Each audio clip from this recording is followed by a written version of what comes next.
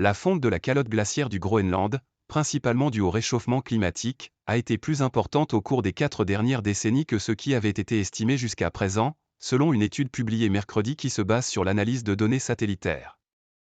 Des chercheurs basés en Californie se sont penchés sur l'évolution de cette masse de glace, appelée aussi Inland 6, qui recouvre le territoire du Groenland.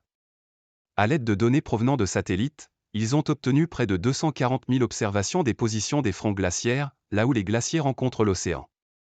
Ce que nous avons trouvé nous a surpris, racontent les scientifiques dans la revue Nature. La calotte glaciaire du Groenland a perdu sensiblement plus de glace au cours des récentes décennies que ce que l'on pensait auparavant, conclut-il.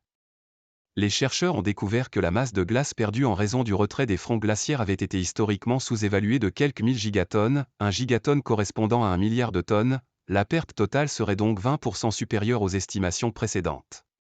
Quasiment chaque glacier du Groenland s'est aminci ou a reculé au cours de ces dernières décennies, souligne auprès de l'AFP Chad Green, du California Institute of Technology à Pasadena, auteur principal de l'étude. Il n'y a pas vraiment d'exception et cela se produit partout en même temps, dit-il.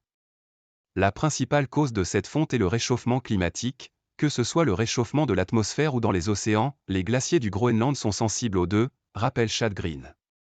La perte de masse a eu un effet direct minimal sur la hausse globale du niveau des mers, la glace se trouvant pour l'essentiel déjà dans la mer, indiquent toutefois les auteurs.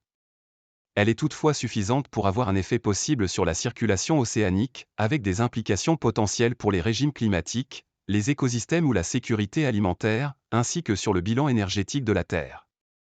Autre découverte, les glaciers pour lesquels les cycles saisonniers d'avancée hivernale et de retrait estival sont les plus marqués semblent être les plus susceptibles de réagir au réchauffement et ont subi le retrait le plus marqué au cours des dernières décennies.